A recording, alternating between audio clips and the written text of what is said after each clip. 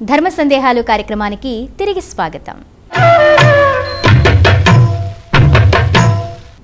గురువుగారు మరో ఉత్తరం చూద్దామండి. సుశీల గారు పంపించారు కాకినాడ నుండి. హనుమంతుడికి వడమాలలు అంటే గారెలు సమర్పిస్తుంటారు, అందుకు గల కారణం ఏంటి అని అడుగుతున్నారు. వడమాలలు స్వామికి వేయటం ఉన్నది, అన్ని దేవాలయాల్లో కూడా చేస్తూ ఉంటారు. కానీ యథార్థంగా వడమాలకి ఇది ప్రత్యేకమని కానీ ఇది దానికి సంబంధించినటువంటి ఇతిహాసం అని కానీ లేదు. ఆయనకి ఇష్టమైనటువంటి ద్రవ్యాలలో వడలు కూడా ఇష్టమని చెప్పి వాటిని మాలగా వేసి వాటిని ప్రసాదంగా వినియోగించి భక్తులకి ఇవ్వటం అనేటటువంటిది ఆనవాయితీగా వచ్చింది. గురుగారు మరో ఉత్తరం చూద్దామండి. విజయవాడ నుండి కామాక్షి గారు పంపించారు. హనుమత్ వ్రత విధానం తెలియచేయండి అని అడుగుతున్నారు. హనుమత్ వ్రత విధానానికి దేనికైనా బ్రాహ్మీ ముహూర్తంలో లేచి మనకి నిద్ర లేవలసినటువంటి సమయం దగ్గర నుంచి కూడా ప్రాముఖ్యత ఉన్నదండి. పవిత్రమైనటువంటి కార్యక్రమాల్లో మన జీవన విధానం కూడా పవిత్రంగా ఉండాలి. బ్రాహ్మీ ముహూర్తంలో లేచి కాలకృత్యములు తీర్చుకున్నాక వ్రతానికి కావలసినటువంటి సంభారములన్నీ కూడా కావలసినటువంటి వస్తువు అన్నీ కూడా సేకరించుకోవాలి. వ్రతానికి కూర్చున్నాక మళ్ళీ ఒకదానికోసమని పరిగెత్తటం, ఇంకో దానికోసం పరిగెత్తటం, ఈ విధమైనటువంటిది వ్రతానికి భంగం. కాబట్టి కావలసినటువంటి ద్రవ్యములన్నీ సిద్ధం చేసుకుని ఈ వ్రతానికి ఉపక్రమించాలి. ఈ వ్రతంలో మొట్టమొదట విఘ్నేశ్వర పూజ, పుణ్యవాచనం ఇవి నిర్వహించుకున్నాక మంటపారాధన చేయాలి. అష్టదిక్పాలకులు, పంచలోకపాలు, ఈ నవగ్రహాలు వీటిలన్నిటితో కూడా చక్కగా మంటపారాధన చేసుకుని మొట్టమొదట పంపా కలశ ప్రతిష్ఠ చేయాలి. ఎందుకంటే ఈ వ్రతము పంపానదీ తీరంలో చేయాలి కాబట్టి పంపానదీ తీరంలో ఉన్నట్లుగా మనం భావించుకుని పంపా కలశ ప్రతిష్ఠ చేసి ఆ పంపా కలశ పూజ చేసి ఆ పూజించినటువంటి జలము అవి పంపా జలముతో సమానం. కాబట్టి మనకి భావనకి చాలా ముఖ్యం ఉన్నదండి. యాదృశి భావన ఎత్ర సిద్ధిర్భవతి తాదృశి. మన భావన ఎలా ఉంటుందో అక్కడ సిద్ధి కూడా అలా ఉంటుంది. అవి పంపా ఉదకము అని చెప్పి మనం భావించుకున్నప్పుడు తప్పకుండా అవి పంపా కలశము పంపా నదీ సమం అయిపోతుంది. ఆ జలాన్ని తీసుకుని సువర్చల కలశంగా, హనుమత్ కలశంగా సిద్ధం చేసుకోవాలి. వీటిని మొట్టమొదట 12 తమలపాకులు సిద్ధం చేసుకుని దాని మీద హనుమత్ ప్రతిమని ఉంచాలి. ఇక్కడ ప్రతిమా శోధనము, ప్రతిమా పూజ దీంట్లో ఉంటుంది కాబట్టి ఉంచాలి. తర్వాత 5 తమలపాకులు ఇవన్నీ కూడా ఒకే వైపుగా కొసలు ఉండేటట్టు వేయాలండి. ఎప్పుడు కూడా తమలపాకుల కొసలు తూర్పుకి కానీ ఉత్తరానికి కానీ తిరిగి ఉంచాలి. మనం తాంబూలం ఇచ్చేటప్పుడు కూడా కొసలు అవతల వాళ్ళకి ఉండేటట్లుగా అలా కొసలతో మనం సమర్పించాలి. అలా వేసి వాటి మీద ఓం నమో భగవతే వాయునందనాయ అనేటటువంటి మంత్రాన్ని వ్రాసి వాటిని ఉంచి ఈ స్వామి యొక్క యంత్రము కానీ, తర్వాత కలశము, తర్వాత తోరములు, వ్రతంలో ముఖ్యమైనటువంటివి తోరాలు కూడా కాబట్టి ఆ తోరాలను కూడా అక్కడ ఉంచాలి. హనుమత్ వ్రతానికి 13 ముడులు కలిగినటువంటి తోరాలు ఉండాలమ్మా.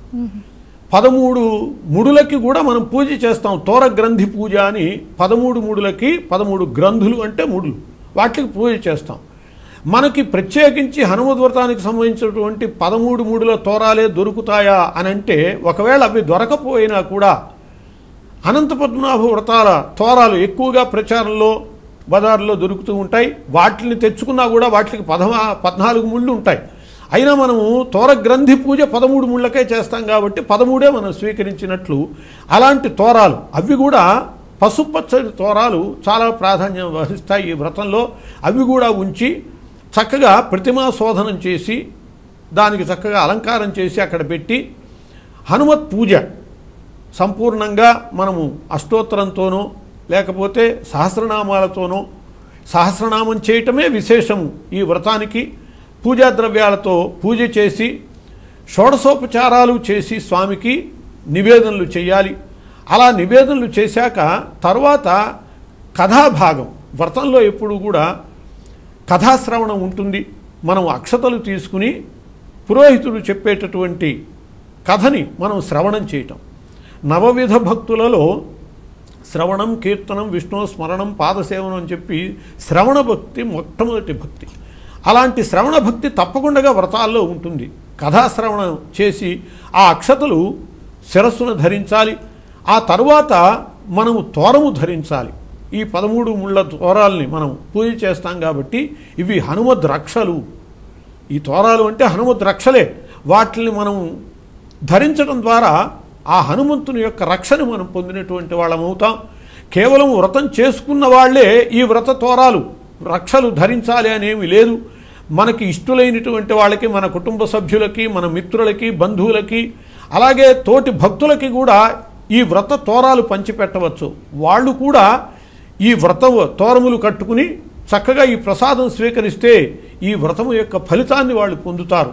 కర్త కారయిత చైవ ప్రేరకశ్చానుమోదక అని చెప్పి 4 భాగస్వాములు ఈ పుణ్యకార్యాల్లో ఉంటారు కాబట్టి అట్లా ఈ తోరములు ధరించటము, తరువాత 13 అపూపములు అంటే అప్పములు వాయనం ఇవ్వటము, ఈ విధమైనటువంటి పద్ధతిలో ఈ వ్రతాన్ని పూర్తి చేసుకోవాలి. వ్రత విధానము ఇది 13 ఏళ్ళు కనుక పూర్తి చేసేట్లయితే ఉద్యాపన చేసుకోవచ్చు. ఈ ఉద్యాపన కూడా మనం మొదటి సంవత్సరం అయినా చేసుకోవచ్చు, మధ్యలో అయినా చేసుకోవచ్చు, 13 ఏళ్ళు పూర్తయ్యాకైనా చేసుకోవచ్చు. అట్లా ఈ ఉద్యాపన కూడా పూర్తి చేసుకునేటట్లయితే హనుమంతుని యొక్క పరిపూర్ణమైన అనుగ్రహాన్ని మనం పొందటానికి వీలవుతుంది.